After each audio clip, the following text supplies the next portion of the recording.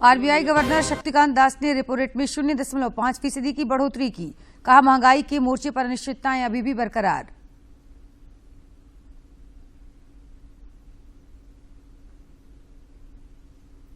Processing cross-border inward bill payments. Let me now. मुख्यमंत्री हेमंत सोरेन के press सलाहकार अभिषेक प्रसाद और पिंटू से आज तीसरे दिन भी ईडी करेगी पूछताछ। विधायक प्रतिनिधि पंकज मिश्रा का करीबी बच्चू यादव गिरफ्तार। भाजपा विधायक दल के नेता बाबूलाल मरांडी ने रांची में मोटरसाइकिल तिरंगा यात्रा को किया रवाना। पार्टी विधायक और कार्यकर्ता हुए शामिल।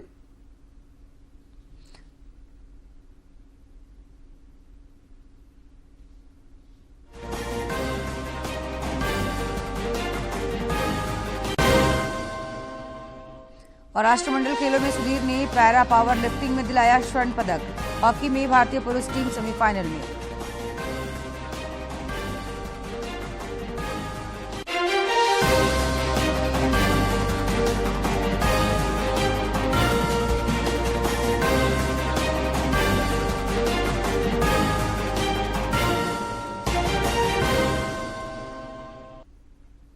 नमस्कार, खबरें झारखंड में आपका स्वागत है। मैं हूं जयलक्ष्मी और अब खबरें विस्तार से। रिजर्व बैंक ने आज द्विमासिक मौद्रिक नीति की घोषणा की। आरबीआई के गवर्नर शक्तिकांत दास ने पत्रकारों से बातचीत में बताया कि रेपो रेट में 0.50% इजाफा किया गया है। उन्होंने बताया कि महंगाई के मोर्चे पर भी अभी भी अनिश्चितताएं बरकरार हैं।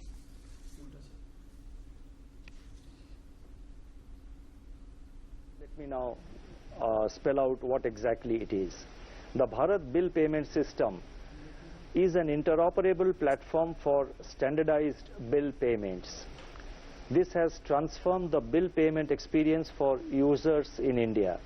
Over 20,000 billers are part of this system and more than 8 crore transactions are processed on a monthly basis. It is now proposed to enable this system, that is the Bharat Bill Payment System, to accept cross-border inward bill payments. I repeat, cross-border inward bill payments. This will enable non-resident Indians, that is NRIs, to undertake bill payments for utility, education and other such payments on behalf of their families in India. This measure will greatly benefit the senior citizens in particular. The next measure relates to the credit information companies. The Reserve Bank Integrated Ombudsman Scheme has improved, which was introduced last year. This has improved the customer's grievance redress mechanism. संसद के monsoon सत्र के दौरान आज भी दोनों सदनों में विपक्षी सदस्यों का प्रदर्शन किया गया। राज्यसभा की कार्रवाई शुरू होने से पहले ही विपक्षी सदस्य वेल में जाकर प्रदर्शन करने लगे। हालांकि राज्यसभा के सभापति एम वेंकैया नायडू ने विपक्षी सदस्यों को काफी समझाने का प्रयास किया, लेकिन वे प्रदर्शन करते रहे। इसके बाद सभापति ने सदन की कार्यवाही 11:30 बजे तक के लिए स्थगित कर दी। सदन की कार्यवाही दोबारा शुरू होने पर सदस्यों ने सवाल किए, जिसका जवाब विभागीय मंत्रियों ने दिया। इधर लोकसभा में भी विपक्षी सदस्यों के हंगामे के कारण प्रश्नकाल बाधित रहा। विपक्षी सदस्यों के हंगामे के कारण लोकसभा अध्यक्ष ओम बिरला ने सदन की कार्यवाही 12 बजे तक के लिए स्थगित कर दी। झारखंड समेत देश भर में पिछले कुछ दिनों से कोरोना संक्रमण का दायरा फिर से बढ़ता जा रहा है। पिछले 24 घंटे के दौरान देश में कोविड के 20,551 नए मामले सामने आए हैं, जबकि इस अवधि में 21,595 संक्रमित स्वस्थ भी हुए हैं। केंद्रीय स्वास्थ्य मंत्रालय के अनुसार देश में 1,35,364 मामले सक्रिय हैं।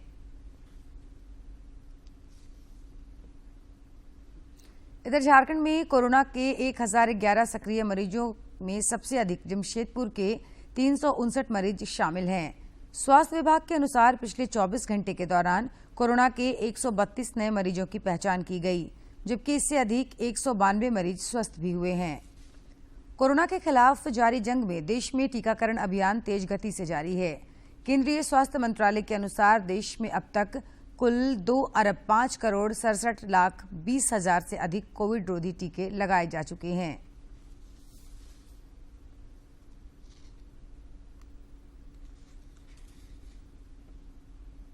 केंद्रीय स्वास्थ्य मंत्रालय मंकी पॉक्स की जानकारी लोगों तक पहुंचाने के लिए हर दिन नए नए प्रयास कर रहा है। मंत्रालय ने ट्वीट कर बताया कि मंकी पॉक्स क्या है। ने भी अपने ट्वीट में कहा है कि इसमें ज्यादातर लोग खुद ब खुद ठीक हो जाते हैं। कुछ लोगों को सिम्टम के आधार पर इलाज किया जाता है। तो इसमें घबराना बिल्कुल भी नहीं है। सतर्क रहना है, सावधान रहना है। सबसे बड़ी बात है कि बताना है। अगर कोई इनमें से लक्षण दिखे जो हमने अभी बताया, तो उस लक्षण के आधार पे आपको डॉक्टर को दिखाना है। डॉक्टर एग्जामिन करके और वो सैंपल लेकर के अगर सैंपल की पुष्टि पॉजिटिव होती है तो डॉक्टर के निर्देश पे काम करना है। तो बिल्कुल घबराने वाली बीमारी नहीं है, बिल्कुल घातक नहीं है कि इसमें मृत्यु बहुत ही कम है।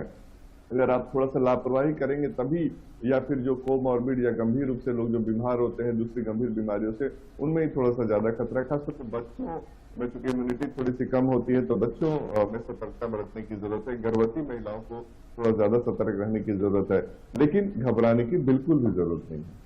बिल्कुल घबराने की बिल्कुल। घर भी जा चुके हैं दिल्ली के हम। साहिबगंज जिले में अवैध खनन और मनी लॉन्ड्रिंग मामले में प्रवर्तन निदेशालय ने मुख्यमंत्री हेमंत सोरेन के प्रेस सलाहकार अभिषेक प्रसाद उर्फ पिंटू से आज तीसरे दिन भी पूछताछ की। इससे पहले कल और परसों भी ईडी ने श्री प्रसाद से करीब 10 घंटे तक पूछताछ की थी। इधर ईडी ने मुख्यमंत्री के विधायक प्रतिनिधि पंकज मिश्रा के करीबी बच्चू यादव को भी रांची से गिरफ्तार किया है। उससे पूछताछ की जा रही है। गौरतलब है कि ईडी ने बच्चू यादव को समन जारी कर ईडी कार्यालय बुलाया था, लेकिन वह उपस्थित नहीं हुए थे। नई दिल्ली आकाशवाणी भवन में आज केंद्रीय गृह मंत्री अमित शाह दूरदर्शन के नए धारावाहिक स्वराज भारत के स्वतंत्र संग्राम की समग्र गाथा का शुभारंभ करेंगे। इस मौके पर सूचना और प्रसारण मंत्री अनुराग सिंह ठाकुर समेत कई गणमान्य लोग मौजूद रहेंगे। कार्यक्रम में मुख्य अतिथि होंगे। साथ ही सूचना एवं प्रसारण मंत्री अनुराग सिंह ठाकुर और केंद्रीय राज्य मंत्री डॉक्टर एल मुरुगन भी कार्यक्रम में उपस्थित रहेंगे। गौरतलब है कि स्वराज भारत के स्वतंत्रता संग्राम की समग्र गाथा कुल 75 एपिसोड का है। इसमें 15वीं सदी से भारतीय स्वतंत्रता संग्राम के संघर्षों की गाथा को दर्शाया गया है। ये धारावाहिक इतिहास के कई पहलुओं को उजागर करेगा। विशेष तौर पर गुमनाम नायकों की कहानियों को लेकर आएगा। ये 14 अगस्त से रात 9 बजे दूरदर्शन पर। स्मार्ट इंडिया हैकथॉन 2022 का आयोजन 25 से 29 अगस्त तक किया जा रहा है। दूरदर्शन और आकाशवाणी इसमें मीडिया पार्टनर के रूप में अपनी भूमिका निभाएंगे। 2022 का आयोजन किया जा रहा है, जिसके मीडिया पार्टनर दूरदर्शन और आकाशवाणी होंगे। अखिल भारतीय तकनीकी शिक्षा परिषद, दूरदर्शन और आकाशवाणी के बीच स्मार्ट इंडिया हैकथॉन के लिए मीडिया पार्टनरशिप के लिए समझौता ज्ञापन पर हस्ताक्षर हुआ है। समझौता हस्ताक्षर AICTE के चेयरमैन प्रोफेसर अनिल सहस्त्रबुद्धे, दूरदर्शन के महानिदेशक और प्रसार भारती के CEO मयंक अग्रवाल और आकाशवाणी के महानिदेशक NV रेड्डी ने किए। AICTE जो इस इवेंट को करा रहा है स्मार्ट इंडिया हैकाथॉन, इससे जो यंग इनोवेटिव माइंड्स उनको वो प्रेरणा मिलती है और दूरदर्शन एक ऐसा प्लेटफॉर्म है जो कि इसको पूरे देश में लोगों के पास ले जा रहा है। तो एक जो ये एक्टिविटी है उससे खाली वही लोग नहीं जो सीधे पार्टिसिपेट कर रहे हैं, जो बाकी यूथ हैं वो भी इससे के साथ जो है वो कनेक्ट होते हैं। All India Radio is very happy to host this program of Smart India Hackathon, where more than 4,000 students are going to participate, and we would like to take this innovation, the spirit of innovation, to the whole country, so that people students particularly, younger generation, wherever they are, they get inspired and they come forward to solve the problems that are being faced by the country. Smart India hackathon के इस 5वें संस्करण में लगभग 2033 team, जिसमें 12,000 के करीब छात्र छात्राएं मिलजुल कर नए समाधान का सुझाव देंगे। आजादी के 75वें अमृत उत्सव के उपलक्ष्य में यह इवेंट 75 नोडल सेंटर पर 25 अगस्त से 29 अगस्त तक किया जाएगा। It was an exciting journey for our students to showcase their innovative talent for solving the problems of the nation. And as far as this MOU is concerned, both Doordarshan as well as All India Radio, they reflect the aspirations of the people. Smart India hackathon इस समय दुनिया का एक बहुत बड़ा नवाचार model बन चुका है, जिसमें लाखों छात्र छात्राएं भाग लेते हैं। विभिन्न मंत्रालयों और संस्थानों द्वारा दी गई समस्याओं के समाधान ढूंढते हैं। यह एक ऐसा माध्यम है जिसमें स्टार्टअप इंडिया और मेक इन इंडिया को बल मिलता है। रुकेंगे एक छोटे से विराम के लिए, फौरन होंगे हाजिर।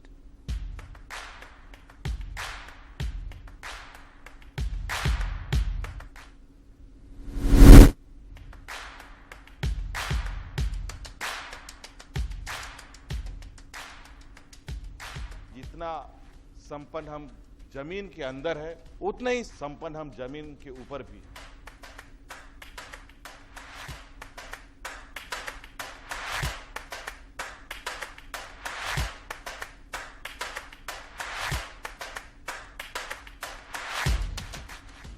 इसकी पहल सबसे पहले करेंगे, मतलब फर्स्ट कम फर्स्ट सर्व के लिए विशेष रूप से सरकार अलग से पैकेज बना करके उसको सहयोग करने का प्रयास करेगी, ये मैं आपको आश्वस्त करता हूं।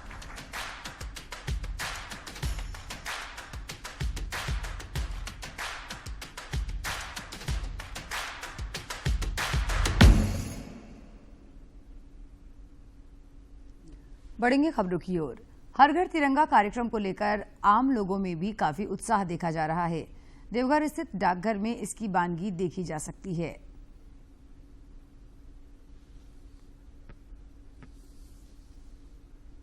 को लेकर सरकार के निर्देश पर 286 डाकघर में तिरंगा पहुंच चुका है, जहां पर 25 रुपए प्रति तिरंगा बेचा जा रहा है। देवघर के सत्संग स्थित जोनल कार्यालय और देवघर प्रधान डाकघर में इसकी विशेष व्यवस्था की गई है कि अपने घर में झंडा लगाएं और अमृत महोत्सव मनाएं। 25 रुपीज कॉस्ट रखा गया है। और कैसा? हाँ, डिमांड पब्लिक आराम से खरीद रहा है। यहाँ ऑफिस में काम से, लेकिन पता चला कि यहाँ झंडा मिल रहा है तो ले लिए। क्या में वो छत लगाया जाएगा, फहराया जाएगा 15 अगस्त को। देवघर प्रधान डाकघर में विशेष काउंटर लगाए गए हैं, जिसमें न सिर्फ तिरंगा लोगों के लिए उपलब्ध कराया गया है, बल्कि उन्हें इस कार्यक्रम की जानकारी भी दी जा रही है। और उनके थ्रू हम लोग हर घर तिरंगा पहुंचाने के क्रम में तिरंगा बेच रहे हैं और वो 25 रुपीज़ का है। और इसका हम लोग का उद्देश्य है कि हर घर में हर लोगों को पहुंचाया जाए। राष्ट्र के प्रति सम्मान और लोगों में देशभक्ति की भावना जागृत करने को लेकर केंद्र सरकार की यह पहल सराहनीय है। यही वजह है कि लोग अपनी माटी से प्रेम प्रदर्शित करने में बढ़ चढ़कर आगे आ रहे हैं। दूरदर्शन समाचार के लिए देवघर से मनीष दुबे की रिपोर्ट। और अब कुछ खबर राज्य के विभिन्न जिलों से।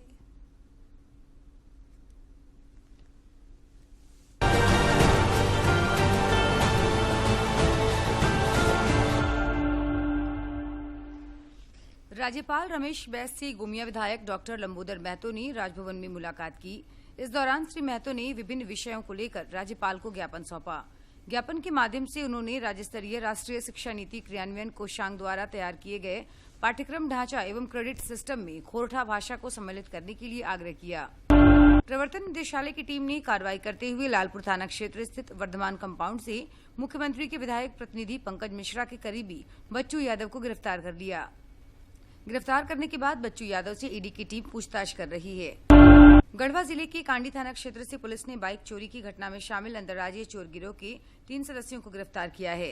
एसडीपीओ अवध कुमार यादव ने बताया कि गिरफ्तार अपराधियों की निशानदेही पर चोरी की 7 बाइक बरामद कर ली गई है।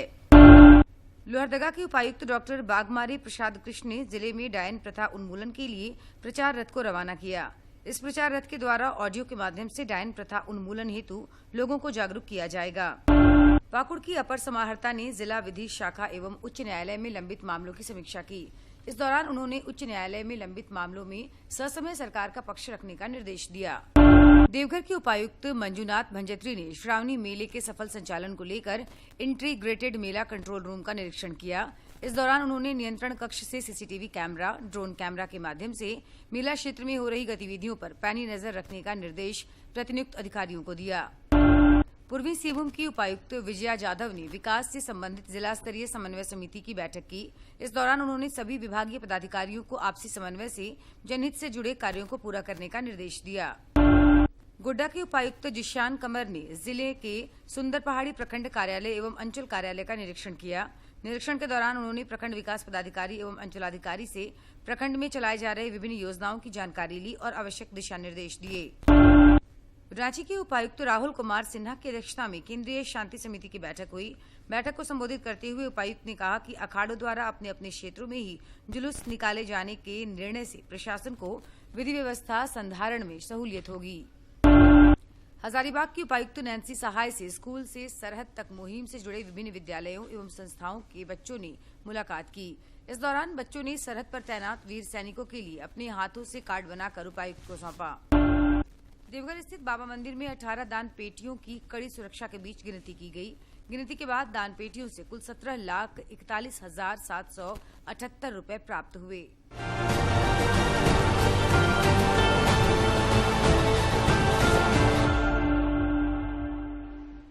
आजादी के सफर की आज की कड़ी में जानते हैं कितना खास है आज का दिन।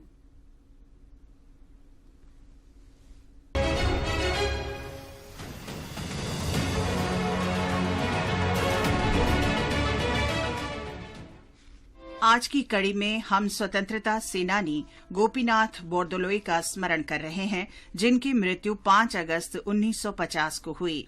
बोरदोलोई का जन्म 6 जून 1890 को असम के राहा में हुआ था। वे पेशे से वकील थे। उन्होंने असहयोग आंदोलन में सक्रिय रूप से भाग लिया और 1922 में जेल गए। बोरदोलोई 1936 में असम विधानसभा में विपक्ष के नेता चुने गए। द्वितीय विश्व युद्ध शुरू होने के बाद 1939 में उन्होंने और उनके मंत्रिमंडल ने त्यागपत्र दे दिया। असम के मुख्यमंत्री के पद से त्यागपत्र देने के बाद बोरदोलोई को 2 बार जेल की सजा हुई। बोरदोलोई ने असम से संविधान सभा के सदस्य के रूप में भी कार्य किया। बोरदोलोई स्वतंत्र भारत में असम के पहले मुख्यमंत्री बने।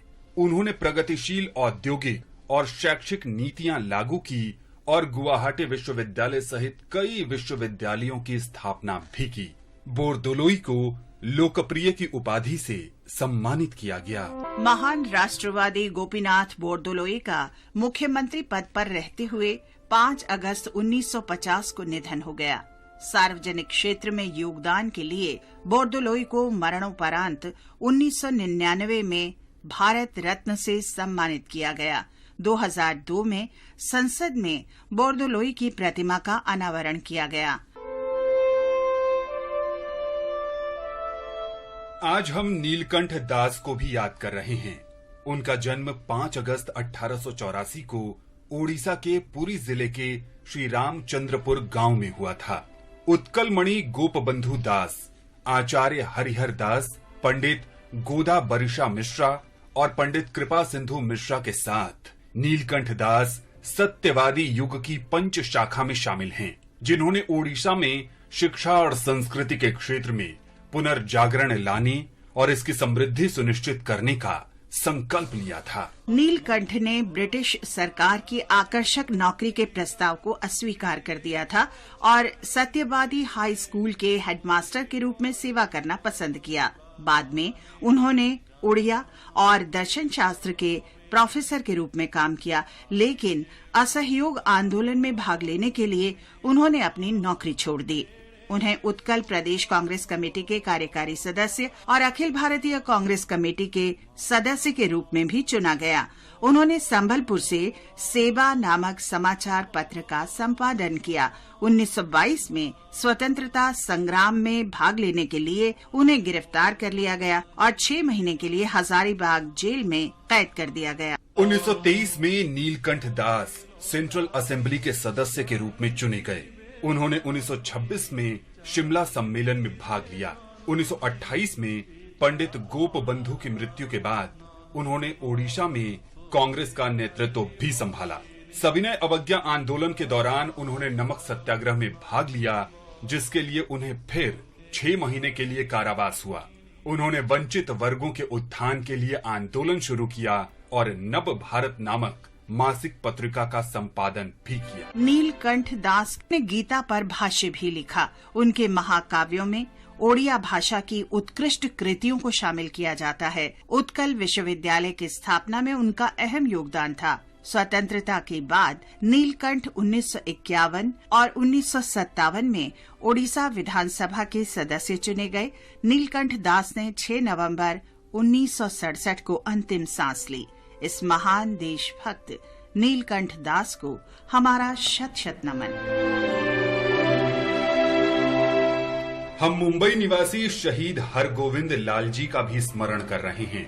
उन्होंने मुंबई के बोरी बंदर में सविनय अवज्ञा आंदोलन के दौरान तिलक दिवस समारोह में भाग लिया था। एक क्रांतिकारी जुलूस में पुलिस के लाठी चार्ज में वो बुरी तरह घायल हो गए और 5 अगस्त 1930 को उनकी मृत्यु हो गई।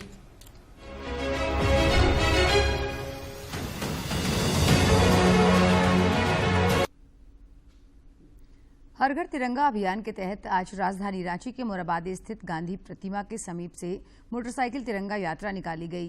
प्रदेश भाजपा की ओर से आयोजित यह रैली बिरसा चौक जाकर संपन्न हो गई। रैली में भाजपा विधायक दल के नेता बाबूलाल मरांडी समेत पार्टी के कई विधायक और कार्यकर्ता शामिल हुए।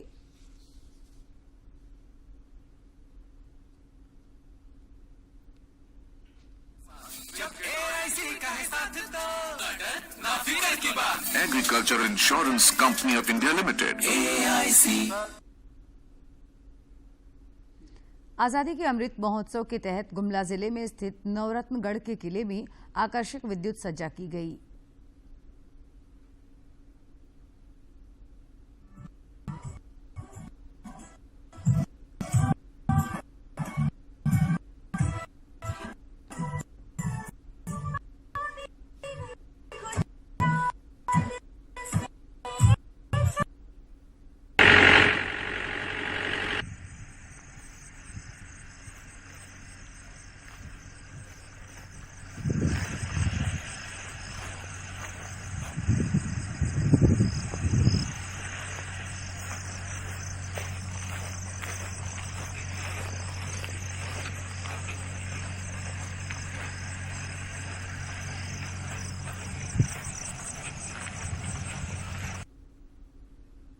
देवघर के बमपास टाउन हॉल में एक निजी सभागार में बर्णवाल महिला समिति द्वारा सावन हरियाली महोत्सव मनाया गया।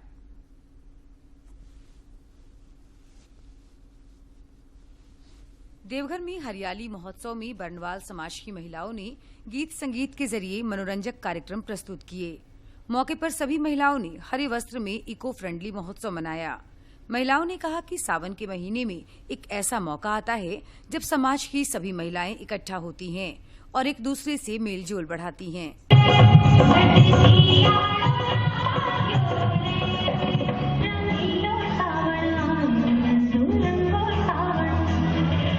समाज संगठित होते हैं तो हमारा राष्ट्र संगठित होता है और ये मैसेज हम पूरे देशवासियों को देना चाहते हैं कि अपने अपने समाज को संगठित करके हम पूरे समाज को एक साथ एक रॉ में हम आगे बढ़े ताकि हमारा समाज ही नहीं हमारा देश चहुमुखी विकास कर सके। हरियाली महोत्सव के दौरान महिलाओं ने कई तरह के गीत और संगीत प्रस्तुत किए।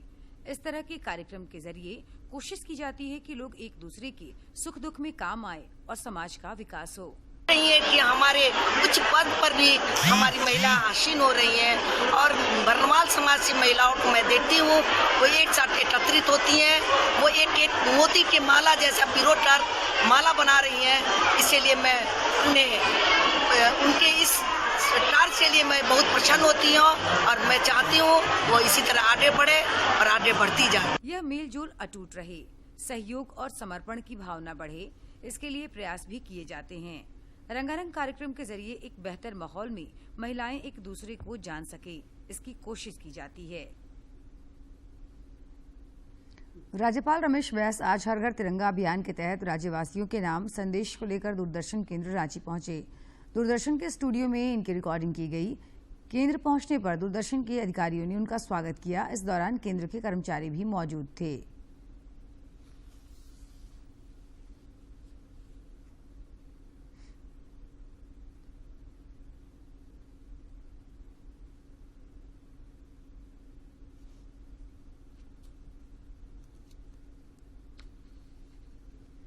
पाकुड़ के अनुमंडल पदाधिकारी हरिवंश पंडित की अध्यक्षता में मुहर्रम को लेकर शांति समिति की बैठक हुई।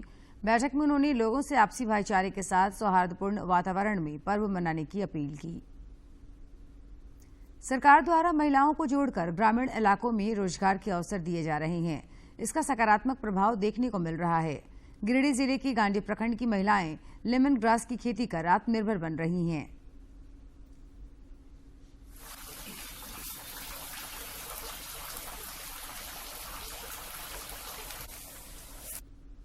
खातून है, मेरा गांव का नाम मरमाटन है। मैं इसमें एवीएम का काम कर रही हूँ।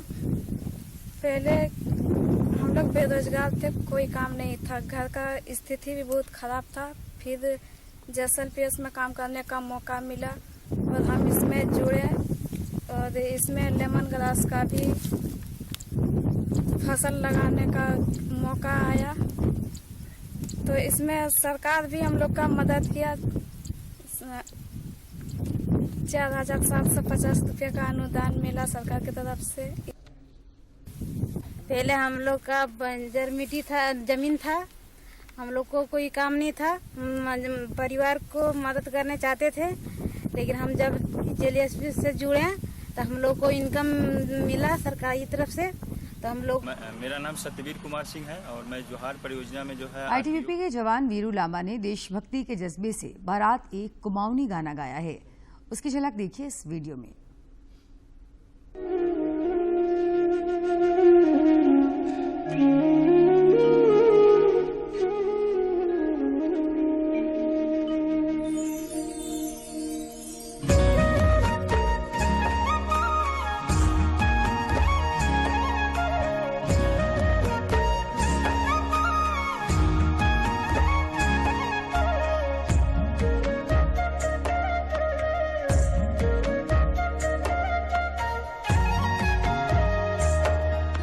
घुघुती घुराने लगी मेरा गाँव की, यो परानी मेरी छही मले छाँव की।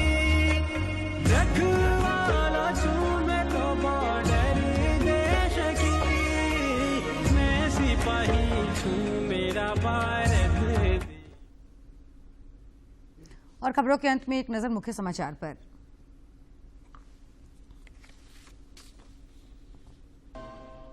RBI गवर्नर शक्तिकांत दास ने रेपो रेट में 0.5% की बढ़ोतरी की। कहा, महंगाई के मोर्चे पर अनिश्चितताएं अभी भी बरकरार।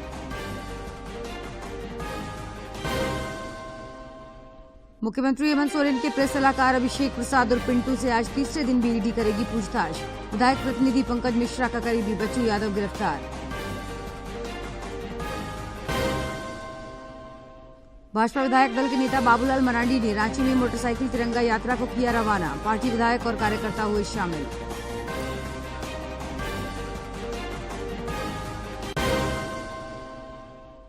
और राष्ट्रमंडल खेलों में सुधीर ने पैरा पावर लिफ्टिंग में दिलाया स्वर्ण पदक। हॉकी में भारतीय पुरुष टीम सेमीफाइनल में।